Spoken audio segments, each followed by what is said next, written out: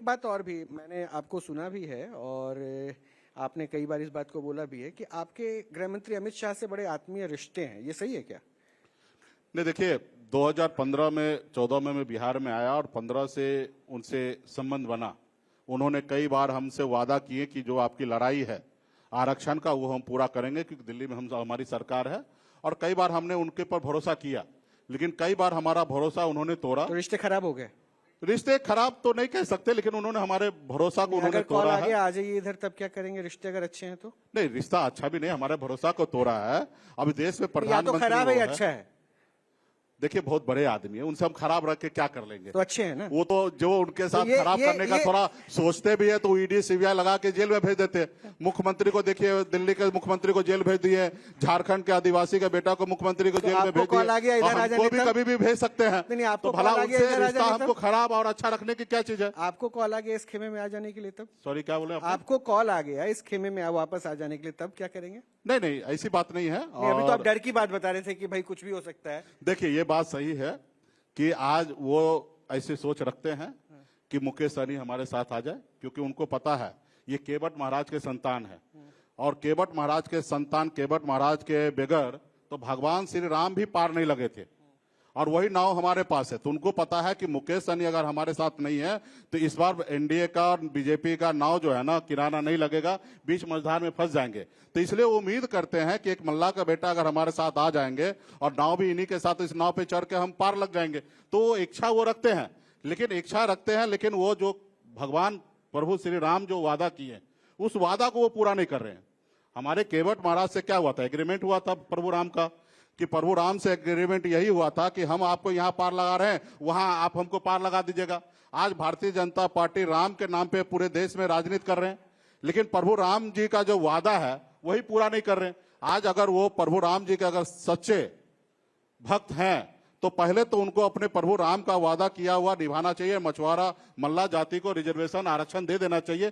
पहले वो देंगे तो फिर हम लोग हो सकता है कि माफ कर देंगे। जो हमारे साथ गलती हुआ, हमारे विधायक को खरीद लिया, हमें सरकार से बाहर कर दिया, तो शायद हो सकता है हम लोग उसको माफ कर सकते हैं। लेकिन जब तक वो हमारे आरक्षण नहीं देंगे, अधिकार नहीं देंगे, तो हम तो उनसे लड़ेंगे। एक बात है मुकेश सहनी साहब, मैं पर्सनली इस बात को बोल रहा हूँ क्योंकि इन दिनों जिन नेताओं से मिलते हैं या फिर उनसे बातचीत करते हैं तो वो कहते हैं ना जाति विचारधारा ये सब हमें मायने नहीं रखते, हम तो विकास और तरक्की की बात करते हैं। और मुझे अप्रिशिएट करना होगा आपको, मैं वाकई आपको अप्रिशिएट करूंगा कि आप खुलकर कहते हैं कि मैं निषाद कम्युनिटी के लिए राजनीति करता हूं। मतलब आपके लिए विकास पीछे हो गया, पहले जाति वर्ग की राजनीति आप करते हैं। नहीं, देखिए मेरे लिए विकास भी मायने रखता है, और हम अब जो चीज की लड़ाई लड़ रहे हैं उनकी जिंदगी में विकास लाने की बात कर रहे हैं। अगर हमारे समाज को अगर रिजर्वेशन डिप्टी सीएम अगर एक राज्य का बनेंगे, मैं इसलिए पूछ ले रहा हूँ, डिप्टी सीएम अगर सपोज आप कह रहे हैं कि आपकी महागठबंधन की जीत हो गई, आप डिप्टी सीएम चाह रहे हैं, तो डिप्टी सीएम क्या खास एक कम्युनिटी को देखेगा, एक वर्ग को देखेगा, या हर जाति विशेष को देखेगा? नहीं, क्योंकि आप सिर्फ जाति की बात कर रहे हैं, एक जाति की बात कर रहे हैं। देखिए आपको ये पहले समझना पड़ेगा, मैं एक गरीब परिवार से मैं बिलोंग करता था। 18 साल की उम्र में, जिस उम्र में बच्चों को खेलना कूदना होता था, उस उम्र में घर परिवार छोड़कर मुंबई जैसे शहर चला गया। वहां मात्र 900 रुपये महीने पे, 30 रुपये रोज पर मैं मजदूरी करता था, लेकिन अपने मेहनत के दम पर हमने मुंबई जैसे शहर में कामयाबी का झंडा गाड़ दिया, एक बेहतर जिंदगी जी रहा था। फिर मुझे लगा कि अपने लोगों के लिए जिंदगी जीना है। लोग चांद पे घर बनाने की सोच रहा है, लेकिन हमारे लोग के रहने के लिए घर नहीं है। अब मैंने बॉम्बे के ऐशोआराम जिंदगी को छोड़कर अपने लोगों की जिंदगी को बेहतर बनाने के लिए बिहार में आए, ना ही कि पार्टी चलाने के लिए, ना ही नेता बनने के लिए आए। और ये लड़ाई लड़ते लड़ते 2018 में जाके हमको एहसास हुआ कि हमको पॉलिटिकल पार्टी बनाना चाहिए। अगर ये लड़ाई को अगर जीतना है तो पार्टी के साथ ही लड़ाई जीता जा सकता है। फिर हमने पार्टी बनाया, तो हमारी जिंदगी का एक लक्ष्य है निषाद समाज को आरक्षण दिलाना। और जब हमारी पॉलिटिकल पार्टी बन गए तो इस हमारे पार्टी में आप देखिए बीके सिंह जी हैं, डॉक्टर साहब है, तमाम सभी जाति धर्म के लोग हैं। जब हम टिकट देने की बात आता है सभी जाति धर्म को हम टिकट देते हैं। लेकिन ये पंक्ति पीछे आती है कि सर्व विकास की। जब हम मंत्री बने थे तो आप बता दीजिए, एक एलिगेशन लगा दीजिए कि हम जाति विशेष के लिए हमने काम किया होगा।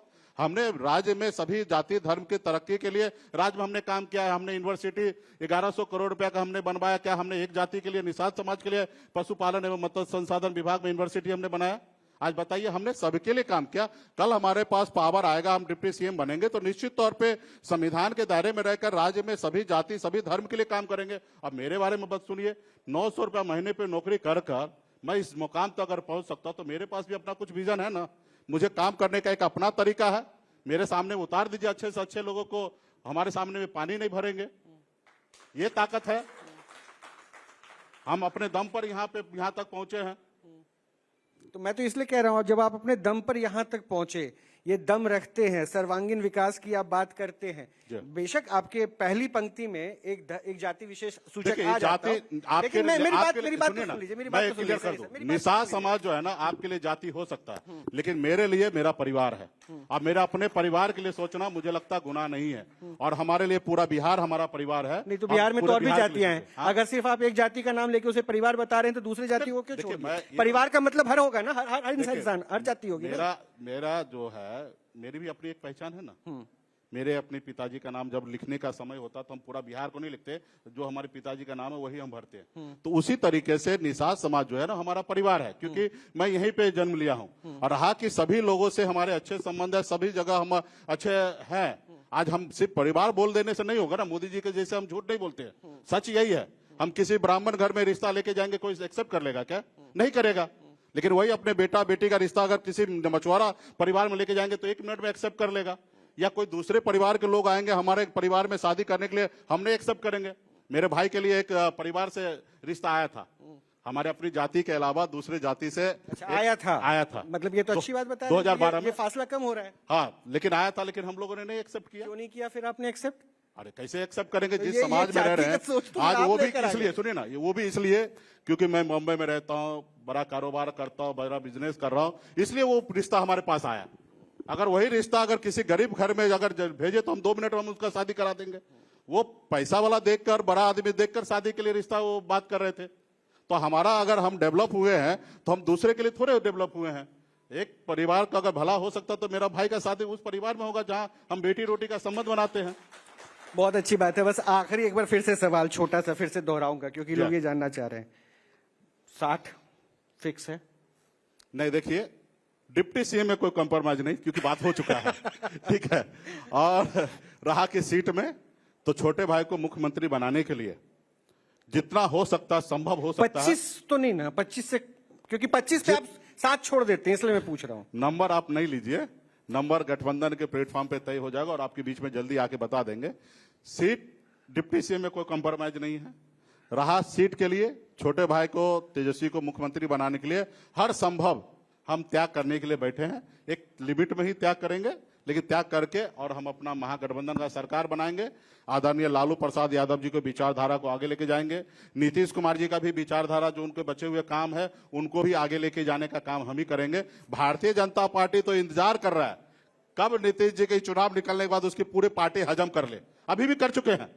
नीतीश जी के पार्टी में अगर आप देखिएगा, सच्चाई अगर एक्सेप्ट करते हैं तो पूरे आपके बिहार के जनता भी ये बात मानेंगे कि नीतीश जी के भी पार्टी में लेफ्ट राइट जितने भी लोग हैं वो नीतीश जी के विचारधारा वाले लोग नहीं हैं।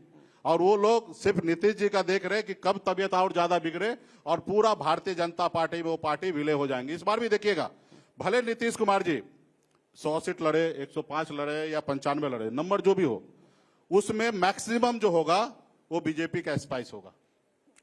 मेरे साथ भी उन्होंने कर दिया था 2020 में। बीजेपी के स्पाई वहां पर हो या ना हो, लेकिन एक बात जरूर है कि इस मंच पर एक चेहरा वो है जिन्होंने खुले तौर पे कह दिया अगर महागठबंधन की सरकार बनेगी तो ये भावी उप मुख्यमंत्री होंगे। मेरी शुभकामनाएं आपको। बहुत बहुत शुक्रिया कि आपने इस व्यस्त में बहुत बहुत धन्यवाद। आपने शुभकामना दे दिया तो फिर क्या बात है। हम तो साथ हैं ही, हम तो बिहार के विकास की बात सोच रहे हैं। तो अगर उस राह में आप आगे बढ़ रहे हैं तो हम भी आपके साथ हैं। बहुत बहुत शुक्रिया सर। बहुत बहुत धन्यवाद आपको। धन्यवाद।